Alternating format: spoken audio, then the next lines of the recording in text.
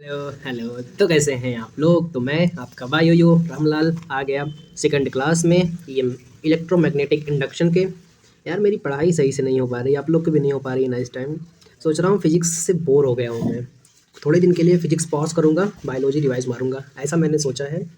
2 lecture तो upload कर दूंगा आज, ये वाला इसके आगे वाला। इसके बाद सोच रहा हूँ अगर मूड नहीं हुआ फिजिक्स पढ़ने का तो आपकी क्लासेस फ्यू डेज़ के लिए पॉज हो जाएंगी। कोई नहीं, तब तक पीछे का रिवाइज करते रहिए। हमको इंड्यूस ईएमएफ करंट का डायरेक्शन बताना है। तो कल ही हमने एक चीज़ सीखी थी कि जो भी होगा, जैसे जो हो रहा है, अगर मैग्नेटिक फील्ड बढ़ रही है तो मैग्नेटिक फ्लक्स बढ़ेगा, क्योंकि फ्लक्स होता है बी इंटू ए इंटू कॉस थीटा। तो जो लूप होता है ना, वो लूप में जो करंट पैदा होता है वो इसको अपोज करता है। इसको अपोज करने के लिए क्या करेगा, ये बढ़ रहा है तो इसको कम करना चाहेगा, तो डॉट बना के कम करेगा। अगर ये कम हो रहा होता तो चाहता ये बढ़े, तो क्रॉस बना के इसकी हेल्प करता। एक तरह से वो अपोज नहीं कर रहा है, उसको हेल्प कर रहा है उसको बैलेंस करने में। अगर ये डॉट होता और बढ़ रहा होता तो मैं इसको कैसे बैलेंस करता, सिंपली क्रॉस बना के, ताकि ये कम हो।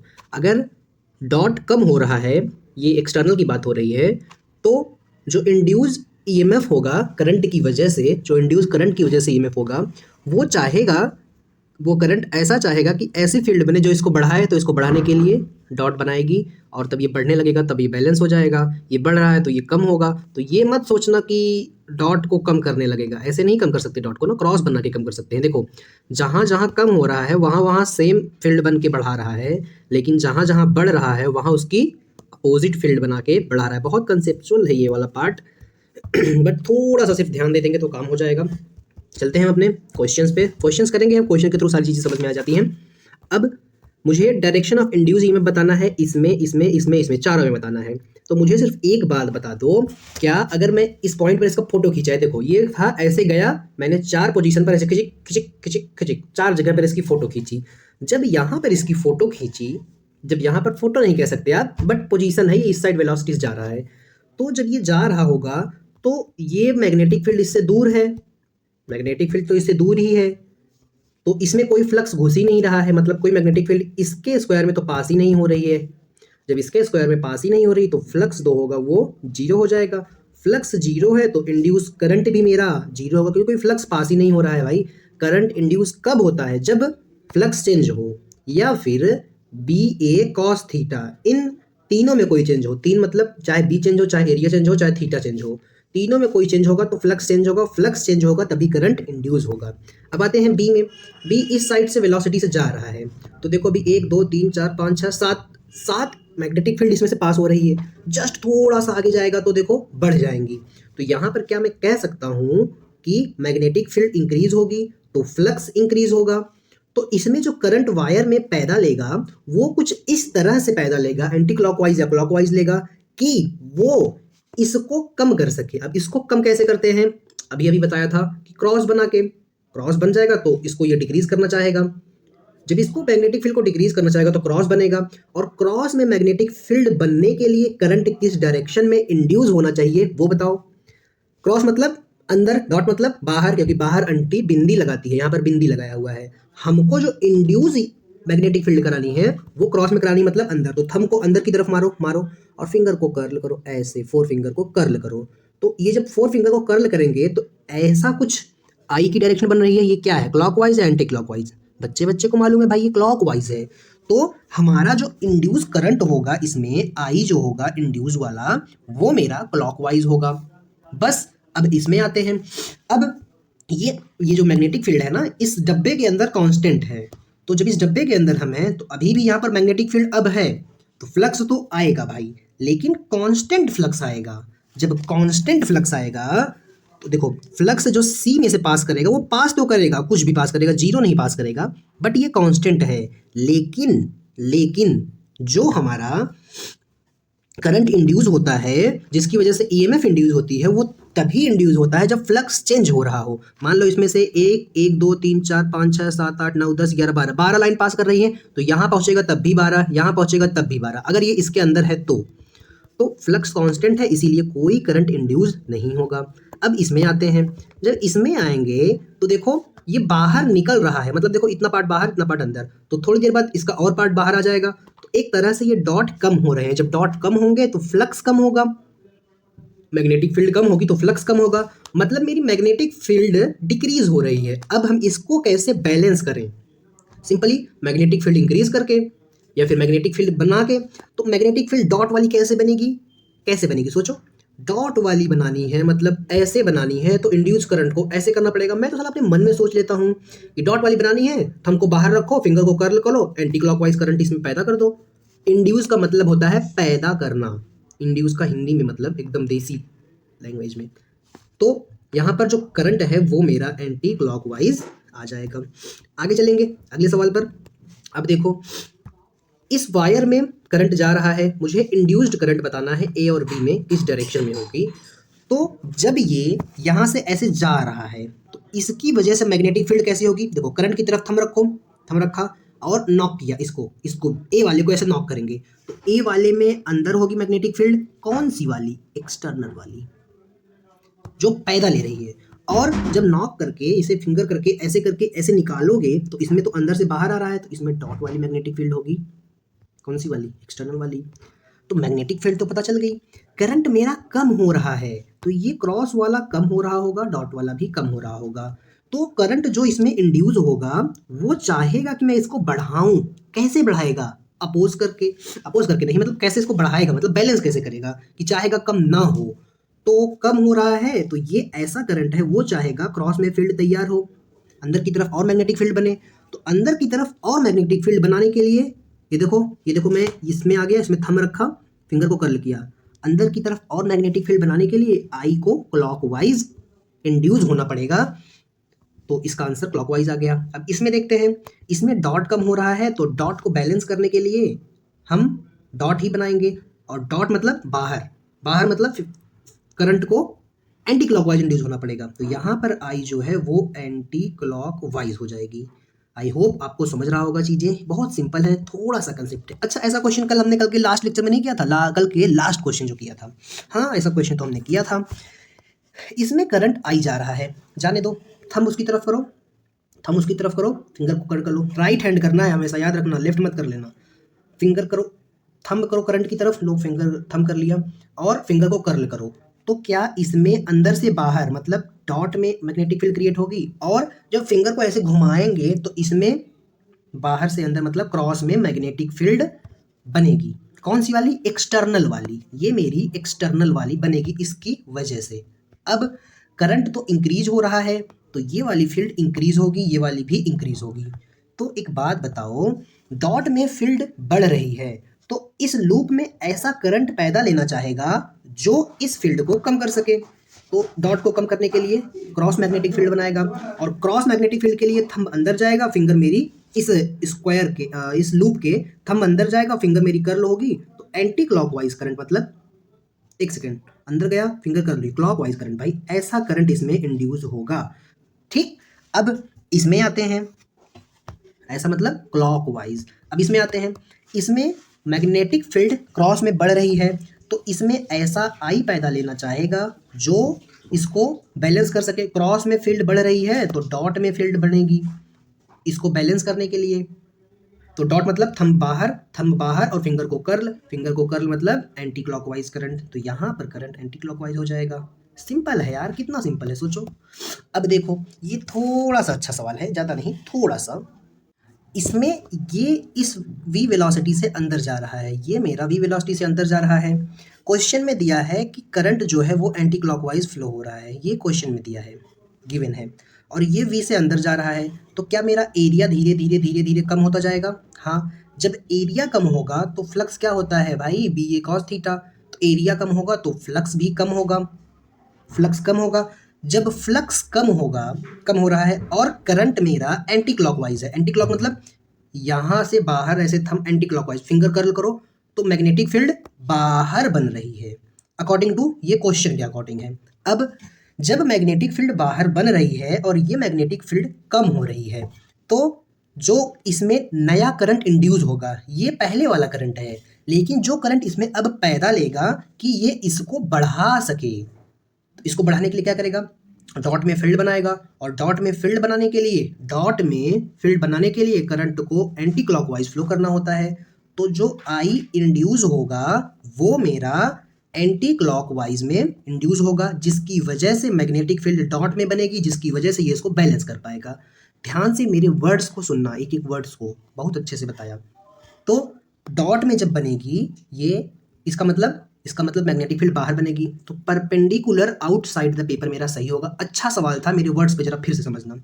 अब इसमें देखो, इसमें बोल रहा है एक रूप है इरेगुलर शेप का, उसको यूनिफॉर्म मैग्नेटिक फील्ड में प्लेस किया perpendicular to plane. Magnetic field ऐसे अंदर जा रही है, क्रॉस है तो अंदर है। पेपर चेंजेस इनटू सर्कुलर, ये इससे क्या बन गया, सर्कुलर। तो सर्कुलर बन गया तो क्या होगा, सर्कुलर बन गया तो इसके अंदर मैग्नेटिक फील्ड बढ़ गई, या फिर एरिया भी आप कह सकते हैं बढ़ गया, दोनों बढ़ गया। तो मैग्नेटिक फील्ड क्रॉस वाली बढ़ जाएगी, तो ये चाहेगा कि मैं अपने अंदर ऐसा करंट पैदा करूं जो इसको कम करे। तो इसको कम करने के लिए ये डॉट में फील्ड क्रिएट करेगा, और डॉट में फील्ड मतलब बाहर, थंब मतलब एंटी क्लॉकवाइज करंट इंड्यूस, तो एंटी क्लॉकवाइज करंट इंड्यूस करेगा, मतलब एंटी क्लॉकवाइज इंड्यूस करंट आ जाएगा। सिंपल है यार, इतना सिंपल सिंपल चीजें हैं, लगता टफ है। ये क्वेश्चन थोड़ा सा लेवल अप जैसा है। अब देखो यहाँ पर ये दो केस हैं, इन दोनों केस से पहले हम एक बात बता रहे हैं कि इनिशियली ये और ये होने से पहले, इनिशियली जो आई था, इंड्यूस नहीं है ये, इनिशियली है, वो जीरो था।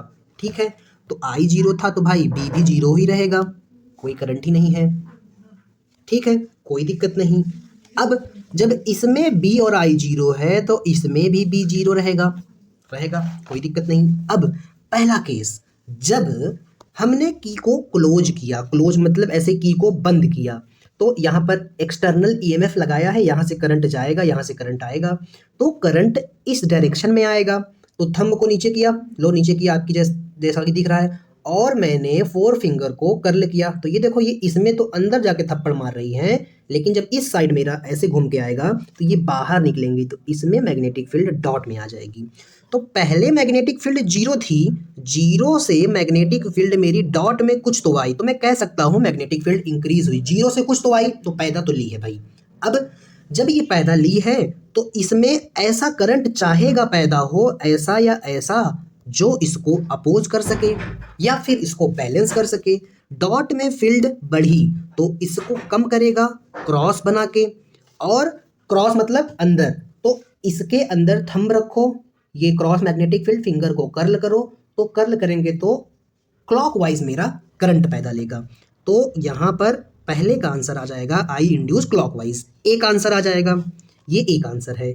और बी, फिर उसके बाद जब मैंने की को ओपन ही रखा, जब की को मैंने ओपन ही रखा तब क्या होगा, ओपन रखा नहीं, ओपन कर दिया, तो जस्ट इसके बाद क्या होगा, देखो जस्ट वर्ड, तो पहले तो कुछ फील्ड थी, पहले तो डॉट में फील्ड बढ़ रही थी या कुछ थी, तो वहां से मेरी फील्ड अब क्या हो गई, जीरो हो गई।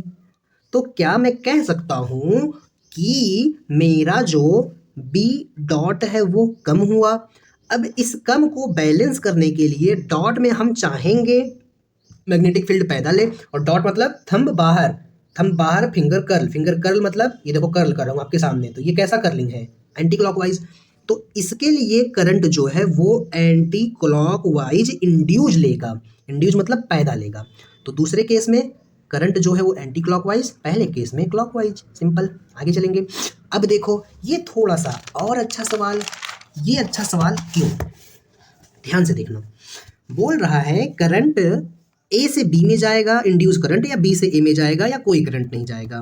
तो फिर एक बात बताओ कि करंट तो पैदा लेगा इसमें, ये तो पक्का पता है, क्वेश्चन में बता दिया। ये डॉट बढ़ रहा है तो इसमें भी डॉट बढ़ेगा, इसमें भी डॉट बढ़ेगा, डॉट बढ़ेगा तो इसको बैलेंस करने के लिए क्रॉस आएगा। क्रॉस क्यों आएगा, क्रॉस आने के लिए कैसा करंट इंड्यूस होगा, थंब को रखो, क्रॉस लाना है तो थंब को रखो बाहर, थंब को बाहर रखो, नहीं क्रॉस है ना, थंब को अंदर रखो, डॉट में बाहर रखते हैं थंब को। एक मिनट, हाँ, क्रॉस लाना है तो जो लाना है उसके हिसाब से थंब रखते हैं, थंब को अंदर डालो, अंदर किया थंब को, और फिंगर को कर्ल करो, देख रहे हो कैसा करंट बन रहा है, क्लॉकवाइज। तो मेरा जो आई ए होगा वो कुछ होगा क्लॉकवाइज, और सेम इसमें भी होगा, आई बी होगा। अब इसमें करंट ज़्यादा इंड्यूस होगा। ऐसा क्यों? ऐसा क्यों होगा? सोचो जरा। क्योंकि यहाँ पर फ्लक्स ज़्यादा होगा। फ्लक्स कैसे ज़्यादा इंक्रीज होगा? फ्लक्स होता है बी ए कॉस थीटा, एरिया इसका ज़्यादा है ना, इसीलिए फ्लक्स ज़्यादा। फ्लक्स ज़्यादा तो उसमें करंट ज़्यादा। तो ये तो मुझे पता है कि आई ए में करंट ज़्यादा, आई बी में कम। तो क्या करंट यहाँ से यहाँ ट्रेवल कर जाएगा? अरे पगला हो क्या भाई, एकदम से पॉइंट रूल भूल गए। अगर करंट इसमें ऐसे ट्रैवल कर रहा है, ऐसे क्लॉकवाइज ट्रैवल कर रहा है, इसमें भी ट्रैवल कर रहा है, ये हमको पता है। तो अगर करंट यहाँ से आई ए जा रहा है, यहाँ से आई बी निकल रहा, आई ए ही निकल रहा है, तो यहाँ तो करंट जीरो गया ना। सिंपल यार, पॉइंट रूल। अगर 3 पॉइंट है, यहाँ से करंट 3 एम्पियर आया और यहाँ से 3 एम्पियर निकल गया, तो इसमें तो करंट जीरो जाएगा। सिंपल यार, किरचॉफ पॉइंट रूल भूल गए। तो नो करंट फ्लो, कोई भी करंट ए से बी या बी से ए नहीं फ्लो करेगा। अब इसमें क्या दिक्कत है भाई? इसमें भी कोई दिक्कत नहीं है, इसमें भी हम डायरेक्ट लिखेंगे current in A B will be zero. A से बी में करंट नहीं जाएगा। कैसे? कैसे लिख दिए ऐसे डायरेक्ट? मैंने ऐसे लिख दिया कि इस बार एक लूप ऐसा है और उसके अंदर ही उसमें एक लूप ज्वाइंड है। तो एक काम करो यार, मेरे पास वो सर वाली चीज़ नहीं है ना, वरना मैं करके दिखा देता। इस वाले लूप को ऐसे लॉलीपॉप की तरफ पकड़ के बाहर निकाल दो, तो क्या सेम यही डायग्राम बन जाएगा? इसको ऐसे ले जाके इसमें चिपका दिया है और इसी को ऐसे बाहर निकाल लोगे तो ये कुछ ऐसा ही बन जाएगा, इसको भूल जाओ। तो सेम वही चीज़ आ जाएगी जो पिछले क्वेश्चन में थी। चाहे इसमें करंट डिक्रीज हो रहा है, फ्लक्स डिक्रीज हो रहा है, तो सिर्फ इतना होगा कि करंट की डायरेक्शन उल्टी होगी। अब आगे चलेंगे। इस क्वेश्चन में क्या करेंगे भाई? ये क्वेश्चन भी थोड़ा सा बेटर है, बहुत नहीं, थोड़ा सा।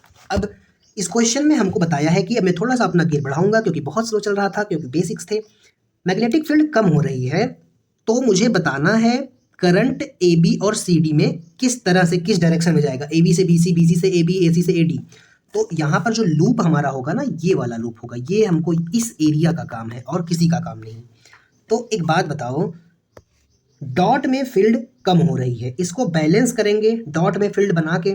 डॉट में फील्ड बनाने के लिए करंट, डॉट मतलब बाहर, थंब को बाहर, फिंगर कर्ल मतलब एंटी क्लॉकवाइज। तो इंड्यूज करंट जो होगी हमारी वो एंटी क्लॉकवाइज होगी। ठीक है, ठीक है। तो मैं एंटी क्लॉकवाइज लूप में करंट इंड्यूस करा दूंगा। ये लो, ये लो, ये लो, ये लो, ऐसे जाएगी यहाँ से ऐसे। अब आप बोलेंगे कि ये तो क्लॉकवाइज है ना। अरे ढक्कन, एक काम करो, इसको ऐसे पकड़ो, ऐसे ही है लूप ना। अरे ऐसे ही है लूप ना, इसको पकड़ो और ऐसे खोल दो। अब तो सही है ना, अब तो एंटी क्लॉकवाइज ऐसा हो जाएगा ना। हाँ, बस अपना दिमाग मत लगाओ। लूप के अंदर बात करनी है तो हम एक छोटा सा, नहीं समझ में आता ऐसे भी तो एक पॉइंट ले लो। अब इसमें एंटी क्लॉकवाइज करंट फ्लो कराओ, ऐसे करेगा, ऐसे करेगा, ऐसे करेगा, ऐसे करेगा। सिंपल है ना भाई। तो यहाँ पर मेरा करंट ए से बी जाएगा और सी से डी जाएगा। तो हमारा आंसर जो होगा वो होगा ए से बी, सी से डी। अब इसमें चलते हैं, सेम यही चीज़ इसमें भी करनी है। यहाँ पर डॉट में फील्ड बढ़ रही है, तो हम इसको अपोज करेंगे या फिर इसको बैलेंस करेंगे। क्रॉस में फील्ड बना, क्रॉस मतलब अंदर, अंदर मतलब, अंदर मतलब क्लॉकवाइज करंट, अंदर मतलब आई मेरा क्लॉकवाइज होगा। तो एक छोटा सा डब्बा काट लो जब आपको ऐसे नहीं समझता, और इसमें तुम क्लॉकवाइज करंट फ्लो कराओ। लो, करा दिया ना क्लॉकवाइज। तो यहाँ से करंट जाएगा ऐसे, ऐसे, ऐसे, ऐसे, ऐसे, ऐसे। ठीक, नहीं समझ में आता तो ये भी तो स्क्वायर ही है, इसको पकड़ो और खोल के बाहर कर दो, तो ये कुछ ऐसा बन जाएगा। ऐसा बन जाएगा, तब आपको समझ में आ जाएगा। नहीं तो ये डब्बा वाला छोटा सा डब्बा ले लो, समझ में आ जाएगा वैसे भी। तो मेरा जो करंट है वो बी से ए जाएगा और डी से सी जाएगा। ये देखो, डी से सी जाएगा और बी से ए जाएगा, मतलब बी से ए करंट जाएगा और डी से सी में करंट जाएगा। ठीक है, ठीक है। आगे चलते हैं अगले सवाल पर। ये थोड़ा सा अच्छे सवाल आना शुरू हुए। अब एक प्रोटॉन है, वो मूव कर रहा है टुवर्ड कॉइल, और ये यहीं तक मूव किया है, इस बात का ध्यान रखना। तो मूव कर रहा है, ठीक है, मूव करने दो। वेलोसिटी इधर है, वेलोसिटी इधर है। तो क्या आपको करंट इलेक्ट्रिसिटी से ये बात याद है कि जिस डायरेक्शन में प्रोटॉन मूव करता है उसी डायरेक्शन में आई का डायरेक्शन होता है। तो मेरे आई का डायरेक्शन भी इधर होगा। हाँ, इधर होगा। अब क्या मुझे क्या बताना है? डायरेक्शन ऑफ इंड्यूस करंट, इसके अंदर जो करंट पैदा लेगा ना उसकी डायरेक्शन बतानी है, या तो क्लॉकवाइज होगी या तो एंटी क्लॉकवाइज होगी। अब कैसे बताएं? एक काम करेंगे हम, अगर ये यहाँ पर पहुंचा, जैसे अगर यहाँ पर आ गया तो ये यहाँ पर है, तो इसकी वजह से ये इस साइड जाएगा। तो मैं एक काम करूंगा, मैं वेलोसिटी की तरफ थंब रखूंगा, रख दिया, और मैं फिंगर को कर्ल करूंगा। तो क्या मेरी फिंगर ऐसी कुछ होगी? ये देखो ऐसी, ऐसी वेलोसिटी नहीं है, एक्चुअल में करंट है, करंट की तरफ थंब रखते हैं ना, हाँ। तो ऐसी कर्ल होगी। तो अगर मैं ये बॉक्स लूँ, ये देखो ये बॉक्स लूँ ऐसे, और ऐसे फिंगर को कर्ल करूं, तो क्या इसके अंदर से फील्ड बाहर आ रही है? मतलब हमारी जो फील्ड क्रिएट हुई है एक्सटर्नल वाली वो डॉट में हुई है। अब क्या, ये दूर से यहाँ पर आया है, तो पहले जब ये यहाँ पर था तब कोई फील्ड नहीं थी, अब पास आ गया है तो फील्ड आ गई है, मतलब ये पैदल ही है और बढ़ रही है। तो हम इसको कैसे अपोज करेंगे? हम इसको अपोज करेंगे, डॉट में बढ़ रही है तो क्रॉस बना के। क्रॉस कैसे बनता है? इसके बीचों बीच थंब रखो, और क्रॉस बनाना है तो थंब को अंदर डालो, अंदर क्रॉस होता है, और फिंगर को कर्ल करो। तो क्या मेरा करंट क्लॉकवाइज बहा या फ्लो किया? तो यहाँ पर जो आई होगा वो मेरा क्लॉकवाइज आ जाएगा, जब हम इसको बैलेंस करना चाहेंगे। आगे चलेंगे। अब सेम वही क्वेश्चन, सिर्फ ये यहाँ से यहाँ नहीं रुका, आगे भी चल दिया। तो हमको इतना पता है अभी अभी किए कि इस पॉइंट पर हम लिखेंगे फर्स्ट मैग्नेटिक फील्ड क्रॉस में हम बनाएंगे, और क्रॉस में बनाने के लिए आई हम क्लॉकवाइज में इंड्यूस करेंगे। ठीक है, ठीक है। देन जब ये प्रोटॉन यहाँ पर पहुंचेगा तब क्या होगा? जब ये इलेक्ट्रॉन यहाँ पर पहुंचेगा तो होगा ऐसा कि मेरा फिर से मैग्नेटिक फ्लक्स, जब ये यहाँ पहुंचेगा तो यहाँ जीरो हो जाएगा। मतलब जब इस पॉइंट पर था तो मैग्नेटिक फील्ड डॉट में थी, फिर जीरो हो गई। तो क्या मैं कह सकता हूँ मैग्नेटिक फील्ड कम हुई? और इसको मैं बैलेंस करूंगा मैग्नेटिक फील्ड बना के इसी डायरेक्शन में, और डॉट में फील्ड क्रिएट करने का, डॉट मतलब बाहर, बाहर मतलब इसके थंब बीच में रखो और ऐसे फिंगर कर्ल करो, तो इसको बैलेंस करेंगे ऐसा करंट इंड्यूस करा के जो कि एंटी क्लॉकवाइज होगा। तो इस पॉइंट पर जो मेरा मैग्नेटिक फील्ड हम इंड्यूस कराएंगे वो डॉट में कराएंगे, और करंट जो इंड्यूस कराएंगे वो हम एंटी क्लॉकवाइज में कराएंगे। ठीक है, ठीक है। अब सेम यही क्वेश्चन ध्यान देना, यहां पर first cross current clockwise, then dot induce वाला, और करंट एंटी क्लॉकवाइज। जब यहां पर इलेक्ट्रॉन है, जब प्रोटॉन होगा तो सिर्फ ये होगा, प्रोटॉन है। जब इलेक्ट्रॉन होगा तो इलेक्ट्रॉन के अपोजिट में करंट जाता है, तो आई इधर ना होके आई इधर हो जाएगा। तो ऐसा ही एक क्वेश्चन इलेक्ट्रॉन वाला भी है, ये देखो। तो क्या होगा? तो इस पॉइंट पर उसका उल्टा जो हुआ था क्या होगा? फर्स्ट हम भी डॉट में इंड्यूस कराएंगे, और वहां पर क्रॉस बनी होगी जो इसमें बनेगी एक्सटर्नल वाली, और करंट हमारी क्लॉकवाइज नहीं इसमें एंटी क्लॉकवाइज हो जाएगी। और देन इस पॉइंट पर क्या करेंगे? बी इंड्यूस क्रॉस में कराएंगे, और क्रॉस की वजह से करंट जो है वो मेरी, क्रॉस मतलब अंदर, मतलब करंट क्लॉकवाइज इंड्यूस कराएंगे। सिंपली सिर्फ इलेक्ट्रॉन आ गया तो प्रोटॉन का उल्टा हो गया। अब आगे चलेंगे अगले सवाल पर। अब इसमें देखो, find the direction of induce current in C D and A B. ध्यान देना ये यहाँ पर टच नहीं कर रहा है, टच नहीं कर रहा है। जब टच नहीं करेगा तो थोड़ा सा अच्छा सवाल बनेगा। एक बात बताओ, मुझे डायरेक्शन ऑफ इंड्यूस करंट बतानी है। क्या क्वेश्चन में दिया है कि बी इंक्रीज हो रहा है? हाँ, बी इंक्रीज हो रहा है, तो फ्लक्स भी इंक्रीज होगा, इसमें भी फ्लक्स इंक्रीज होगा, लेकिन इसका एरिया ज़्यादा है इसलिए इसमें फ्लक्स ज़्यादा इंक्रीज होगा। हाँ, इसमें फ्लक्स ज़्यादा इंक्रीज होगा, कोई दिक्कत नहीं। तो इसमें करंट कैसा पैदा लेगा? करंट कैसा पैदा लेगा? हम सिर्फ ये वाले लूप की बात कर रहे हैं, बड़े वाले लूप की। तो फ्लक्स क्रॉस में बढ़ रहा है, हाँ क्रॉस में बढ़ रहा है। इसको अपोज करेंगे हम या बैलेंस करेंगे डॉट में फ्लक्स बना के। डॉट मतलब बाहर, फिंगर को इसके बीचों बीच रखेंगे, फिंगर को कर्ल करेंगे, ये देखो कैसा करंट बन रहा है एंटी क्लॉकवाइज।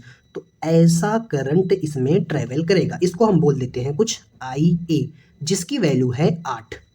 अभी हम आगे एक चीज़ सीखेंगे कि जिसमें, जाने दो लेवल के ऊपर हो जाएगा। अब ये आई ए है। अच्छा, ऐसा क्वेश्चन तो एक किए थे ना हम ऊपर, नहीं अभी नहीं किए हैं। चलो कहाँ थे हम भाई, आई ए। तो आई ए मेरा क्लॉकवाइज आ गया। अब इसमें जब बात करेंगे तो क्या मेरा इसमें भी कुछ I2 करंट पैदा लेगा? हाँ I2 करंट पैदा तो लेगा भाई। वो कैसा लेगा? इसमें भी क्रॉस बढ़ेगा तो डॉट आएगा, तो इसमें भी सेम वैसा ही, मतलब एंटी क्लॉकवाइज करंट पैदा लेगा। पैदा तो ले लिया लेकिन चल नहीं पाएगा, क्यों पता है? इसका एरिया छोटा है तो इसमें आई इंड्यूस कम होगा। तो यहाँ पर मान लेते हैं कि आई सी पैदा लिया जब आई सी लेस देन है आई ए से। मान लो ये कुछ 8 एम्पियर है, लेट कर लो ये मेरा 2 एम्पियर है। अब मेरा तार टच नहीं है, उस क्वेश्चन में जो आप सोच रहे हैं वहां पर टच था, तो यहाँ से 2 एम्पियर घुसा, यहाँ से 8 एम्पियर आया और दोनों में हुई लड़ाई। तो नेट जीतेगा कौन? 8 एम्पियर वाला, और इसको मार के ख़त्म कर देगा और यहाँ से 6 एम्पियर फ्लो कराएगा। तो ऐसे 6 एम्पियर फ्लो करेगी। अब आपको क्या याद रखना है? आपको याद रखना है ये वाला कि M R star large loop में जिस डायरेक्शन में करंट होगी, लार्ज लूप में जो डायरेक्शन करंट की होगी उसी को क्लोज लूप में घुमा दो अगर टच नहीं है तो, छोटे वाले में भी। तो लार्ज वाले हमने पहले ही निकाल लिया, तो नेट इस साइड घूम पे आएगा, ये ऐसे ऐसे। तो लार्ज वाले में निकालो जब टच नहीं है तब। इसमें भी देखो यही सेम चीज़ हुआ है। मुझे बतानी है डायरेक्शन ऑफ इंड्यूस करंट, तो बड़े वाले में निकाल लेते हैं। अब यहाँ पर क्रॉस डिक्रीज हो रहा है तो इसको हम बैलेंस करेंगे क्रॉस बना के, मतलब बैलेंस करेंगे क्रॉस बना के। और क्रॉस बनाने के लिए थंब को कैसे करेंगे? क्रॉस मतलब अंदर, बिंदी बाहर ना, क्रॉस मतलब अंदर। ये फिंगर को किया कर्ल और यहाँ पर करंट इंड्यूस हुआ क्लॉकवाइज, तो यही वाला क्लॉकवाइज करंट इंड्यूस होगा, यही वाला करंट इसमें जाएगा, ऐसे निकलेगा। क्योंकि बड़े वाले को हम देखेंगे और बड़े वाले के जैसा ही आगे काम करेंगे। तो यहाँ पर मेरा जो करंट है वो मेरा हो जाएगा क्लॉकवाइज। सिंपल। आगे चलेंगे, ये तो क्वेश्चन कर चुके थे। अब देखो ये थोड़ा सा अच्छा सवाल है, ज़्यादा नहीं थोड़ा सा ही। इस क्वेश्चन में मुझे टाइम बताना है करंट का, जब करंट इंड्यूस हो रहा है लूप में, जब लूप ये मूव कर रहा है। तो जब ये लूप यहाँ था जिसकी लेंथ ए है और ए बड़ा है बी से, ध्यान रखना, ठीक है ठीक है। अब जब ये लूप यहाँ पहुँचा, यहाँ पर पहुँचा, जस्ट यहाँ पर पहुँच रहा है, तो मान लेंगे हम टाइम 0 है। अब तो टाइम 0 है जब ये लूप यहाँ पहुँचा, तो होगा ये कि जब टाइम 0 है तो इसमें कुछ इतना डिस्टेंस ट्रेवल किया, तो टाइम क्या होता है? Distance upon velocity. v constant velocity से आ रहा था, तो यहाँ से यहाँ चलने में b डिस्टेंस कवर किया है और v वेलोसिटी से, तो इसका टाइम ये आ गया। और फिर ये थोड़ा सा आगे और जाएगा। क्या जब ये आगे जा रहा था तो ये वाला एरिया तो कांस्टेंट ही रहा? हाँ ये वाला एरिया कांस्टेंट रहा, ये देखो। तो एरिया कांस्टेंट रहा तो फ्लक्स भी कांस्टेंट ही रहा। जब फ्लक्स कांस्टेंट रहा तो ये इतने से टाइम इंटरवल के लिए, इतना टाइम इंटरवल के लिए फ्लक्स कांस्टेंट रहा। तो फ्लक्स और टी का ग्राफ बनाया। पहले फ्लक्स इंक्रीज हुआ, पहले देखो फ्लक्स 0 था, इंक्रीज होते होते होते होते यहाँ गया, ये फ्लक्स और टाइम का ग्राफ है। फिर कांस्टेंट रहा, ये टाइम है इस मोमेंट से इस मोमेंट तक का। फिर ये निकल गया, जब ये निकल रहा होगा तो धीरे धीरे धीरे धीरे फ्लक्स घटा, तो ये हो गया ग्राफ फ्लक्स और टी का। और जब ये अब निकलेगा तो अभी भी तो ये कुछ b डिस्टेंस कवर करेगा v वेलोसिटी से t टाइम में। तो क्या ये टोटल टाइम इसको यहाँ से इस पार जाने में 2 टाइम्स लगा b बाई v का, 2 टाइम्स लगा b बाई v का, मतलब ये वाला मेरा आंसर हो जाएगा। बस सेम क्वेश्चन को क्या किया है, इस बार इसको छोटा कर दिया। ये देखो इस बार b को बड़ा कर दिया, तब क्या होगा भाई? तब होगा ये कि जब ये घुसने वाला होगा तब टाइम 0 होगा। यहाँ पर ये जब घुसने वाला था तब टाइम 0 था, घुसने के बाद नहीं था। तब फ्लक्स 0 है। जब ये मान लो घुसा तो ये कितना डिस्टेंस ट्रेवल किया? इसके बराबर। तो डिस्टेंस अपॉन वेलोसिटी, यहाँ से यहाँ टाइम t लगा। फिर जितनी देर ये इसमें रहा तो ये एरिया तो कांस्टेंट ही रहेगा ना। जब यहाँ पहुँचा, जब यहाँ पहुँचेगा, यहाँ पहुँचेगा, एक टाइम होगा यहाँ पहुँच जाएगा, तब तक मेरा एरिया कांस्टेंट होगा तो फ्लक्स भी कांस्टेंट होगा। तो यहाँ से यहाँ का ग्राफ ये है, यहाँ से यहाँ तक पहुँचने का ग्राफ ये है कांस्टेंट फ्लक्स का। फिर जब ये धीरे धीरे बाहर निकलने लगेगा ना, ऐसे ऐसे ऐसे, पहले ऐसे निकलेगा, फिर थोड़ा सा और निकलेगा, फिर थोड़ा सा और, तो फ्लक्स मेरा कम होते जाएगा। और जब ये पहली बार घुसा तब ए डिस्टेंस ट्रेवल किया टी टाइम में, फिर जब निकल रहा था तब भी ये ए डिस्टेंस किया, ट्रेवल किया v वेलोसिटी से। तो टी टाइम में, तो यहाँ पर भी टी ही आ जाएगा, बट वो होगा 2a। एक बार यहाँ टाइम लगा, एक बार यहाँ निकलने में टाइम लगा, तो 2a/v।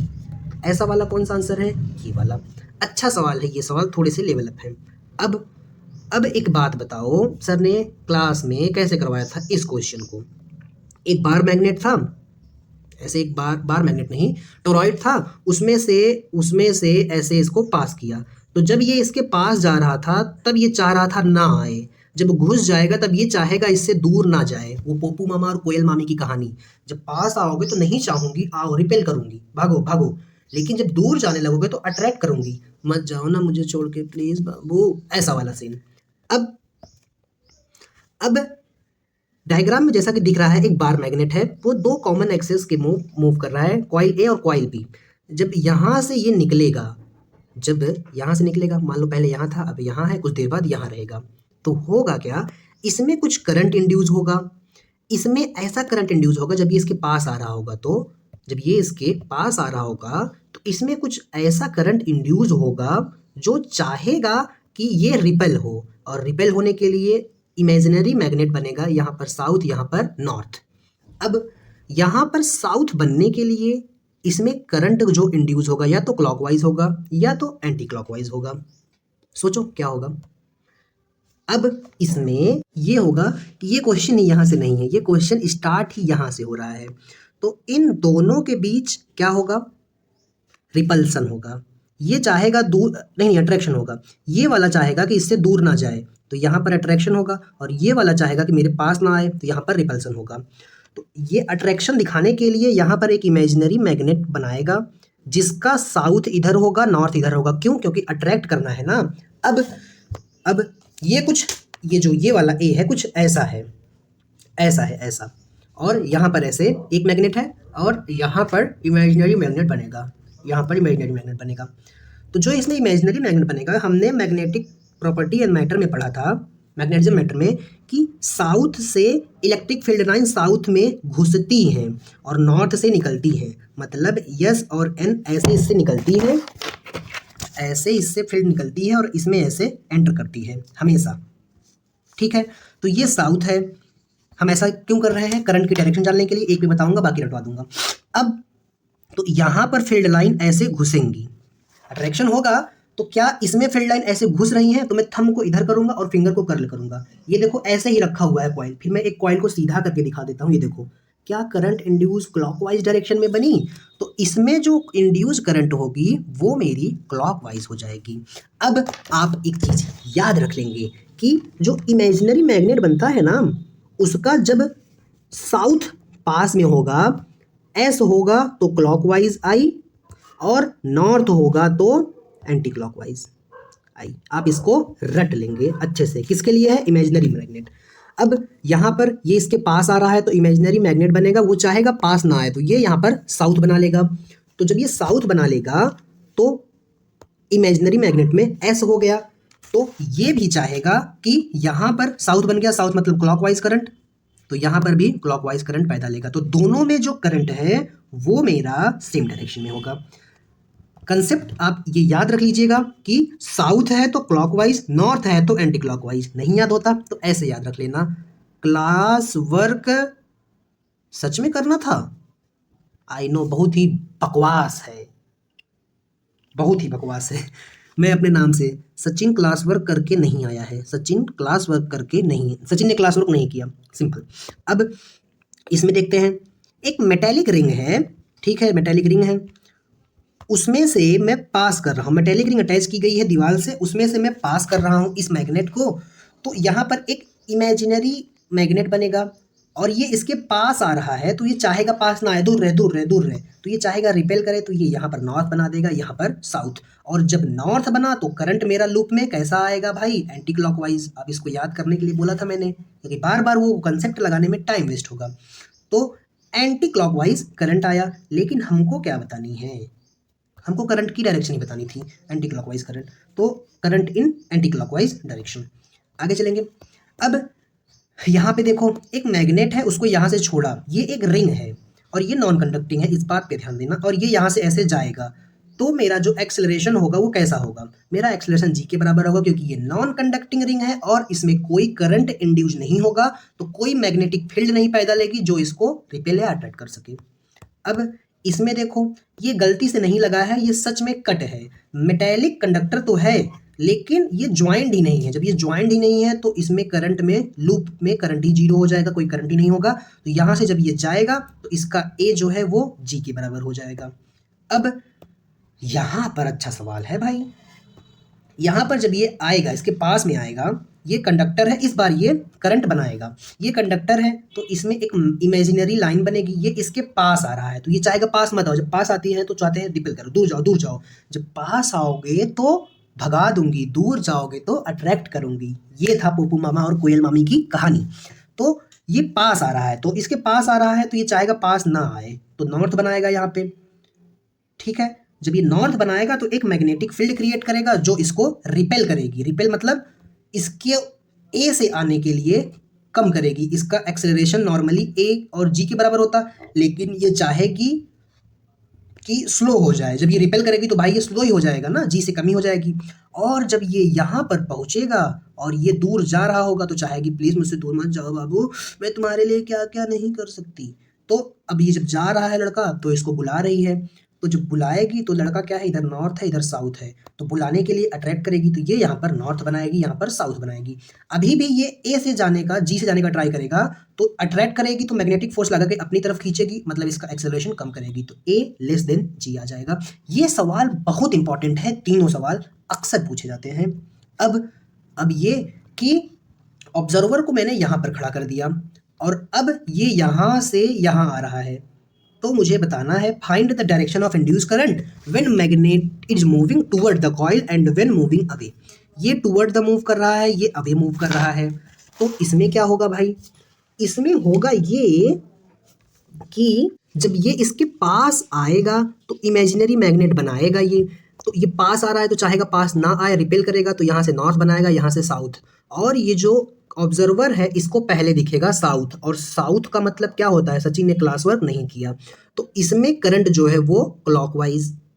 और दूसरी चीज, जब ये यहाँ से यहाँ आ रहा होगा तब भी ये चाहेगा अब दूर ना जाए, तो अट्रैक्ट करना चाहेगा, तो यहाँ नॉर्थ बनाएगा, यहाँ साउथ। ऑब्जर्वर को पहले नॉर्थ दिखेगा और नॉर्थ मतलब एंटी क्लॉकवाइज करंट, तो यहाँ पर फिर जब ये दूर जाने लगेगा तो एंटी क्लॉकवाइज करंट बनाएगा, और जब पास आ रहा होगा तो क्लॉकवाइज करंट बनाएगा या इंड्यूस करेगा। सिंपल है, आगे चलेंगे। मतलब पहले क्लॉकवाइज देन एंटी क्लॉकवाइज, पहले क्लॉकवाइज देन एंटी क्लॉकवाइज। अब मुझे डायरेक्शन ऑफ इंड्यूस्ड ईएमएफ बतानी है कॉइल में। वैसे ही अच्छा क्वेश्चन तो नहीं कह सकते आप, बट ठीक है, आपको ये अज्यूम करना है इसमें कि ये मैग्नेट बहुत दूर है इस लूप के। जब बहुत दूर है तो यहाँ पर जो मैग्नेटिक फील्ड लाइंस है ना वो नेग्लेजिबल हैं, तो जब मैग्नेटिक फील्ड लाइंस ही नेग्लेजिबल हैं तो मेरा फ्लक्स ही जीरो हो जाएगा। फ्लक्स जीरो हो गया तो फ्लक्स में कोई चेंज ही नहीं, तो ईएमएफ जीरो हो जाएगा। ईएमएफ जीरो हो गया तो मेरा कोई करंट इंड्यूस ही नहीं होगा। आगे चलेंगे। अब अगर ये ज़्यादा वेलोसिटी से जा रहा है, ये कम वेलोसिटी से, तो जो ज़्यादा वेलोसिटी से जा रहा है वहाँ पर करंट ज़्यादा होगा। क्यों ज़्यादा होगा? क्योंकि यहाँ पर ये तेज़ी से फ्लक्स को चेंज कराएगा और ये फ्लक्स को धीरे धीरे चेंज कराएगा। फ्लक्स क्या होता है बाबू? फ्लक्स होता है, ईएमएफ होती है change in flux upon dt। ये हम अगली क्लास में पढ़ेंगे। जितने तेज़ी से फ्लक्स चेंज होगा उतना ज़्यादा ईएमएफ होगा, जितना ज़्यादा ईएमएफ होगा उतनी ज़्यादा वेलोसिटी। तो आपको सिर्फ इतना याद रखना है कि अगर इसकी वेलोसिटी ज़्यादा होगी तो उसमें करंट भी ज़्यादा पैदा लेगा, करंट ज़्यादा पैदा लेगा तो ईएमएफ इंड्यूस ज़्यादा कराएगा। बस इतना याद रखो। अब इसमें बताओ, ये V से जा रहा है, ये फाइनल पोजीशन है, ये नीचे पोजीशन है, आईआईटी का सवाल है। तो ये V से जा रहा है, ये 2V से जा रहा है, ठीक है। तो ये A वाला कंडीशन, ये B वाला कंडीशन, तो किसमें मेरा ईएमएफ ज़्यादा, किसमें कम? अब एक काम करें क्या, आपको वो फार्मूला वाला पार्ट ही लिखवा देता हूँ। क्या होता है ईएमएफ? ईएमएफ होता है d∅dt। पहली चीज़ याद रख लो। दूसरी चीज़, ये इंस्टेंटेनियस वाला लिखा रहा हूँ, एवरेज वाला भी इसी तरह से होगा, जैसे current time in time t at time t होता है वैसे ही। अब आई इंड्यूस जो होगा वो मेरा क्या हो जाएगा? वो मेरा हो जाएगा d∅ by dt into R. ये कैसे हुआ? V is equal to I R होता है तो I हो जाएगा V बाई आर। V मेरा ये है, R मेरा ये है, I हो गया। अब Q क्या होता है भाई? Q सिंपली होता है D Q by D R, नहीं सिर्फ R, D Q by R. ये मेरा उत्तरी। अच्छा हो गया हो गया हो गया, मुझे लगा यार सेव हो गया। तो कहाँ थे हम? क्यू पे थे, क्यू पे थे, डी क्यू पे थे। डी क्यू जो होता है वो होता है डी फाई बाई आर, आप इसको याद रख लेंगे। अब हम यहाँ पर थे, यहाँ पर मुझे एक बात बताओ, इसकी वेलोसिटी ज़्यादा तो इसमें करंट ज़्यादा, तो बी में करंट ज़्यादा होगा, पहली चीज़। दूसरी चीज़, जिसमें करंट ज़्यादा उसमें ईएमएफ ज़्यादा, तो ईएमएफ भी इसमें ज़्यादा हो जाएगी। लेकिन लेकिन क्यू जो होता है वो होता है फाई बाई आर, और ये किसी भी तरह से वी और ईएमएफ पर डिपेंड नहीं कर रहा है। क्यों? क्योंकि क्यू जो होता है वो होता है फ्लक्स अपॉन आर। ये टाइम पर तो डिपेंड ही नहीं कर रहा है, ये तेजी से जाने के कारण ऐसा हुआ, ये टाइम पर डिपेंड ही नहीं कर रहा है। तो यहाँ पर मेरा ये बराबर हो जाएगा। आगे चलेंगे अगले सवाल पर। आज का हमारा लास्ट सवाल, ऐसा कोई एग्जाम नहीं जिसमें ये सवाल आया नहीं, आप देख सकते हैं 1990, 97, 99, 2000, 2003, 2004। Lenz law based on the conservation of energy. मिलते हैं अगले क्लास में, तब तक के लिए ओके बाय।